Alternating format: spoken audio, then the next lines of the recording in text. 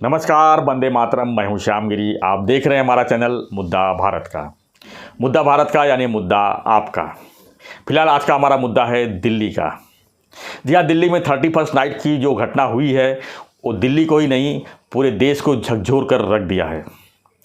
जी हाँ, हम बात कर रहे हैं एक 20 साल की युवती की, जिसे कुछ मनचलों ने अपनी कार से तब तक घसीटते रहे जब तक किसी जान चली नहीं गई। यही नहीं, उसको लावारिस हालत में छोड़कर ये मनचले युवक चले भी गए और पुलिस ने इसको दुर्घटना का मामला दर्ज कर जांच पड़ताल की। इस मामले में मानव अधिकार आयोग ने जब संज्ञान लिया तब यह मामला तूल पकड़ा। अब इसमें 5 आरोपी पकड़े गए हैं। इसी विषय पर अधिक जानकारी दे रहे हैं हमारे सहयोगी उज्ज्वल त्रिवेदी जी, जो इस घटना को बारीकी से कवर कर रहे हैं। हमारे देश की राजधानी दिल्ली में 31 दिसंबर और 1 जनवरी की दरमियानी रात जो कुछ हुआ उसने मानवता को शर्मसार कर दिया है, क्योंकि इसी राष्ट्रीय राजधानी क्षेत्र में जहां बहुत से राजनेता रहते हैं जिनकी सुरक्षा की जिम्मेदारी हमारे और आपके टैक्स में दिए गए पैसों से होती है, उसी शहर में एक रात करीब 2 घंटे तक एक लड़की को गाड़ी के पहिए में बांधकर घसीटा गया। और ये जब पूरा मामला सामने आया तो इसलिए भी हैरान करने वाला था क्योंकि इसमें पुलिस की लापरवाही भी सामने आई। रात करीब 3:18 का वो समय था जब दीपक नाम के एक दूध के कारोबारी ने अपने सामने वो मंजर देखा जिसे देखकर वो सिहर गया, क्योंकि सामने एक ग्रे कलर की कार थी और उसके अगले पहिए में बंधी हुई लड़की की एक लाश थी। 3:18 पर जब वो पुलिस को सूचना देता है 100 नंबर पर, तब पुलिस अगले 12 मिनट तक उससे सिर्फ पूछताछ करती रहती है, लेकिन कोई भी पीसीआर वैन या पुलिस की जिप्सी उस तरफ नहीं भेजी जाती जहां से घटना रिपोर्ट की जा रही थी। 12 मिनट फोन पर सारी जानकारी देने के बाद दीपक फ्रस्ट्रेट हो जाता है और वो खुद ही अपनी स्कूटी लेकर निकल पड़ता है उस कार का पीछा करने।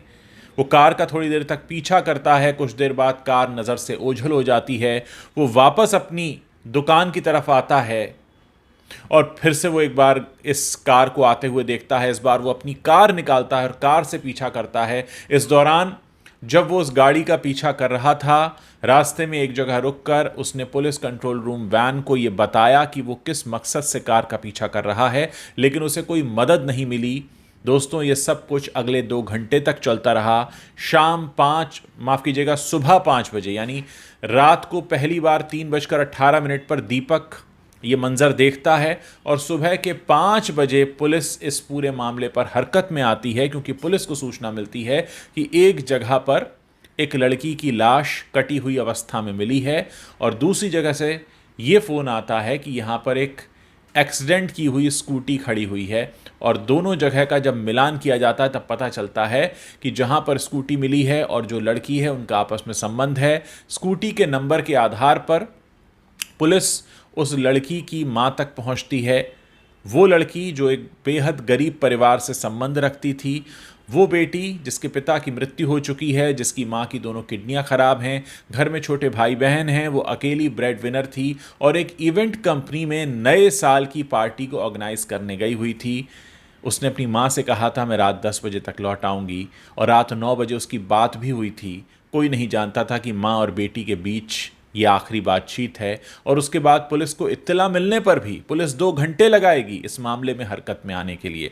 दोस्तों, इससे भी ज़्यादा हैरान करने वाला मामला ये है कि हमारे देश के बहुत से न्यूज़ चैनल ऐसे हैं जो अब ये साबित करने में लगे हैं कि वो लड़की उस रात किसी होटल में थी, किसी लड़के के साथ थी। अब उस लड़की का भी पता मिल गया है जो इस दुर्घटना के वक्त उसके पीछे बैठी हुई थी और घटना स्थल से घबराकर भाग गई थी, क्योंकि उसका ये कहना है कि जिस वक्त टक्कर हुई है कार से स्कूटी की, तो स्कूटी और वो लड़की सीधे हाथ की तरफ गिरे और ये बाएं हाथ की तरफ गिरी। ये लड़की घबरा गई थी, उसकी दोस्त थी, लेकिन मौके से भाग गई। और उसके बाद जो हुआ वो आप जानते ही हैं। अब ये साबित करने की कोशिश की जा रही है कि उस लड़की का कैरेक्टर कैसा था या वो लड़की किस तरह की थी। दोस्तों, सबसे ज़्यादा ज़रूरी बात यहाँ पर यह समझने की है कि किसी का कैरेक्टर कैसा भी हो, कोई भी 20 साल की लड़की 1, 2 या 5 कितने भी लड़कों के साथ क्यों ना हो, लेकिन ये हक किसी को नहीं मिल जाता कि कोई उसे अपनी गाड़ी के नीचे रौंद दे। और यही वो बात है जिस पर अब दिल्ली पुलिस को भी अपनी सफाई देनी है।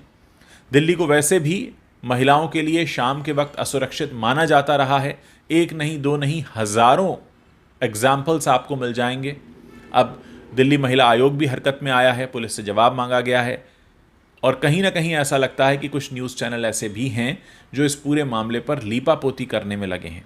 दोस्तों, एक परिवार ने अपनी बच्ची को खो दिया, लापरवाही पुलिस की सामने आई और अब इस पर राजनीति भी शुरू हो गई है आम आदमी पार्टी की तरफ से, भारतीय जनता पार्टी की तरफ। यहाँ मुद्दा ये नहीं है कि कौन राजनीति कर रहा है और कौन निशाने पर है। अपनी बेटी को खो चुका है, पुलिस की लापरवाही सामने आई है, इस पर राजनीति हो रही है और सुनवाई कहीं नहीं हो रही। दुख की बात यह है कि लोकतंत्र का चौथा स्तंभ माने जाने वाले कई सारे न्यूज़ चैनल और अखबार अब खबर को एक नई दिशा देने में लगे हुए हैं। बहुत ज़रूरत होती है ऐसे समय पर निष्पक्ष होकर जनता की तरफ से सोचने की।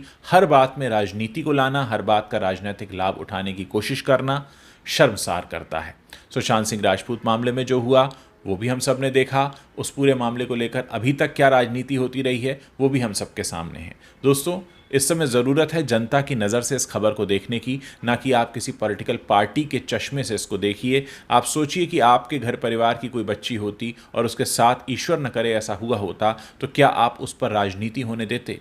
या जब पुलिस को सूचना दी जाती है, पुलिस 12 मिनट तक पूछताछ करती है, कितना संगीन मामला है कि एक शख्स आपको ये बता रहा है फ़ोन पर कि गाड़ी के पहिए से लड़की की लाश बंधी हुई है और आप उससे पूछ रहे हैं कि उसमें कफन है या नहीं है, और आप 12 मिनट तक क्या डिटेल लेते हैं? क्या सिर्फ इतना डिटेल काफ़ी नहीं था कि इस रोड पर, इस लोकेशन पर ऐसा हो रहा है और तुरंत पुलिस की गाड़ियां दौड़ जानी चाहिए थी? अब सवाल उनसे भी है जो इसी दिल्ली के ल्यूटन दिल्ली इलाके में रहते हैं, जहां पर बहुत सी बड़ी सुरक्षा की व्यवस्था रहती है तमाम वीआईपीज़ के लिए।